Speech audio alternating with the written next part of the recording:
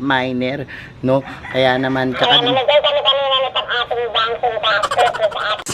ano ba yung cat's tail na magaganda, no? Monkey's tail din tawag yung minsan ng iba dyan, pero kakaiba ng mga Mendoza tsaka ng Ellens, ano?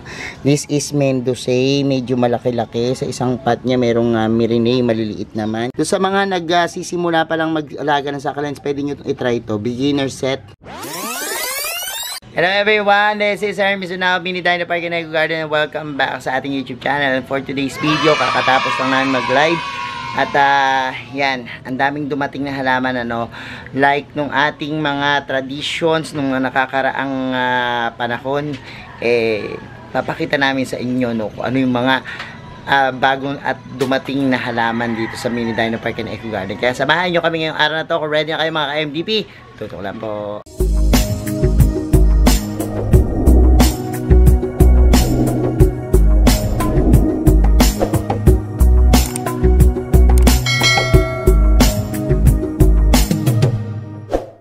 And we're back mga ka-MDP, at ngayon nga pong, ayan, kita nyo meron tayo ditong dancing cactus.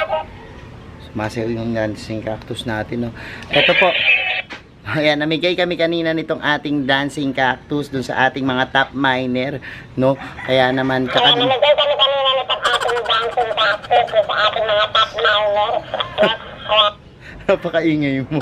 Kinagaya nyo yung sinasabi ko, no? At ayan nga po, ngayon nga pong araw na to,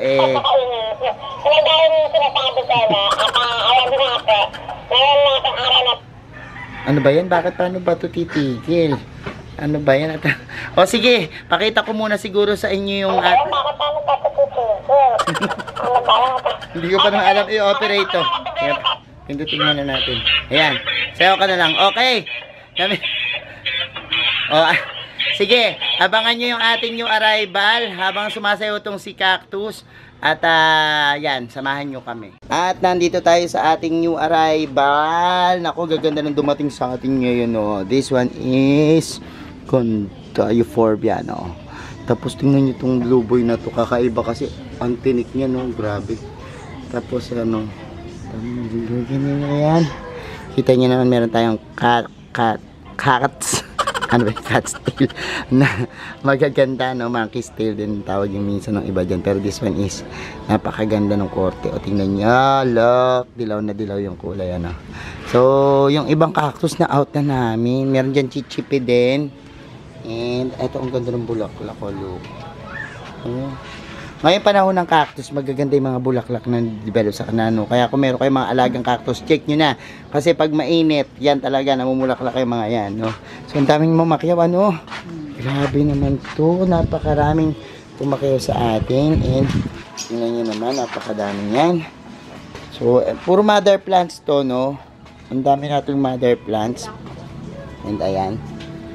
Kita nyo yung mga mother plants natin. Napakagaganda ng mga mother plants. Look. Yan. Ayan pa. So, meron tayong Ellen. Daming mga mother. Eto pala, oh. Since nandito na lang tayo, pakita ko sa inyo yung pagkakaiba ng mga Mendoza tsaka ng Ellen. Ano? This is Mendoza. Medyo malaki-laki. Sa isang pot niya, merong Myrinay, maliliit naman. Tapos, dito naman Ellen. No? Ayan, Mendoza din.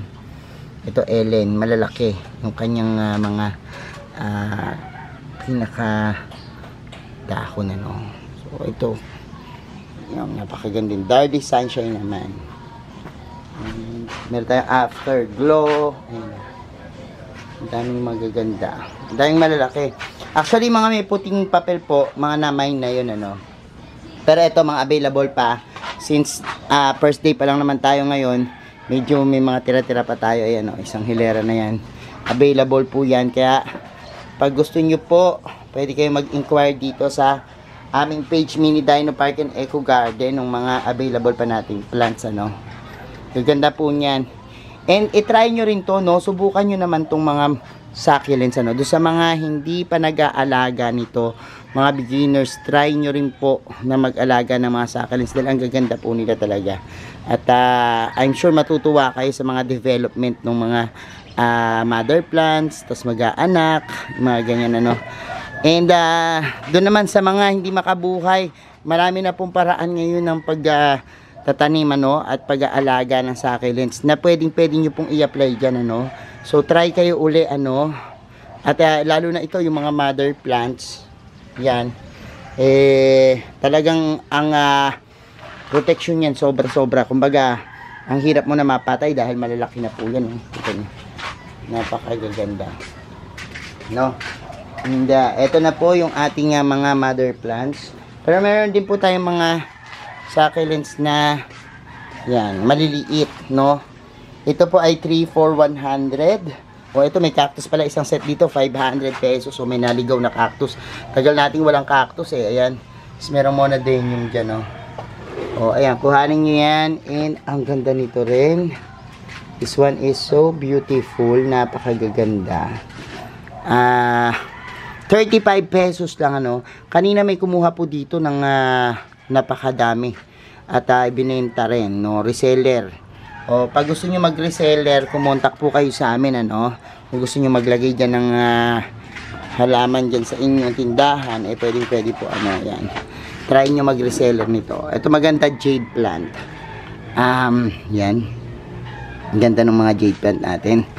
Ito mga pampaswerteng halaman. Ito mabibili nyo lang po ng 3 for 100, pero pag marami kayong kukunin, bababaan natin yung presyo no.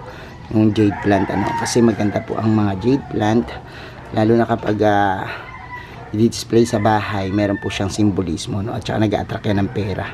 So anyways, ayun yung ating mga dumating na halaman. At kung gusto niyo naman ng set sale, meron din kaming set sale. Ito katulad nitong mga to, kanya naman kung gaano kaganda niya no.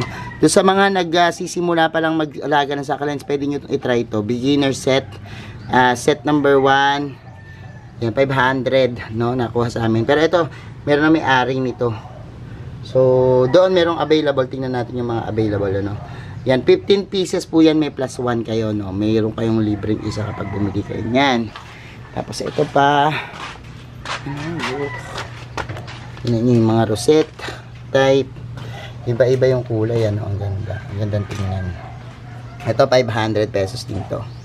So this one 500 pesos din. Ganda oh, napakagaganda. So, yan, try nyo rin naman mag-alaga nito. Tapos sa lowland kasi, yung mga iba kasi pag bumibili sa lowland, hindi nila pinapalitan ng lupa. So palitan nyo yung lupa para makapag-iwas kayo sa overwatering. Pero ngayong mainit, kahit siguro yung lupa haluan nyo lang ano, pwede yan. Depende po kasi sa pag-aalaga. Minsan kasi ang problema talaga ng iba, overwatering ano, yung pagtutubig ng madalas. Alam niyo naman itong mga succulents, ayaw nito ng matubig no. Kung stable na po yan, may technique yan. Kung stable na, tsaka kayo magdilig ng araw-araw ano, pwede yan. Pero kung di pa ganun ka-stable dito sa inyo, sa lowland, wag nyo munang biglain ng pagtutubig ng madalas. Pero ngayon po, kapag halimbawang ako, katulad dun sa mga nasa plant mo sa ni Doktora, ang dalas-dalas ko po magdilig, lalo ngayon, napakainit ng panahon. Talagang host tayo, no? Host, daming tubig natin ginagawa dyan, ano? So, yan po. Pag interesado kayo, mag-PM kayo, no? Ito, sa mga baguhan, nag-aalaga ng succulents, pwede yan. Try nyo muna yan muna ng 500, ano? Doon naman sa mga gusto ng malalaki na kagad, yung hindi na kayo magpapalaki, talagang i-display nyo na lang. Ito po, mga mother plants na magaganda, no? Yan, pwede nyo po yan na i-try, alagaan, ano? Gaganda po niya ng mga yan. Grabe yung mga kulay niya. Diba, nakakabusog sa mata. Talagang kayo yan. So ayan, sa mga nanonood ngayon sa atin, ayan special price, bukod po dun sa mga binigyan namin ito kanina sa live natin, ayan, courtesy of Ninang Donna de Guzman, Ninang ng Bayan, mamimigay po tayo nito no, sa mga lucky subscriber natin dito sa YouTube naman, ano. Siguro mga 3 din yung bibigyan natin dito. Lagay nyo lang po dyan, count me in. Yan na lang ilagay nyo, count me in. At kapag nilagay nyo yan dyan, kasali na kayo sa raffle, ano, doon sa maswerteng tatlo. Maganda tong i-display, no, sa inyong mga garden, pwede yung ilagay, ano. So, yan, thank you so much sa nang nag-like, nag-share, at nagko-comment sa ating mga video. Sa mga di pa po nagsasubscribe sa ating YouTube channel, kung bet na ba ito po ganitong yan, usapan, ano, plants and gardening, mag-subscribe na po kayo, no? Huwag niyo po kalimutang i-hit yung notification bell para laging updated sa aming latest uploads, pati po sa iba't iba nating social media accounts, sa ating TikTok, Instagram, Facebook pages. Search lang po Hermy Sunao or Mini Dino Park in Eco Garden, makikita nyo na yan. Salamat ng maraming mga ka-MDP, and this is Hermy Sunao, nagsasabi sa inyo ng happy planting. Bye!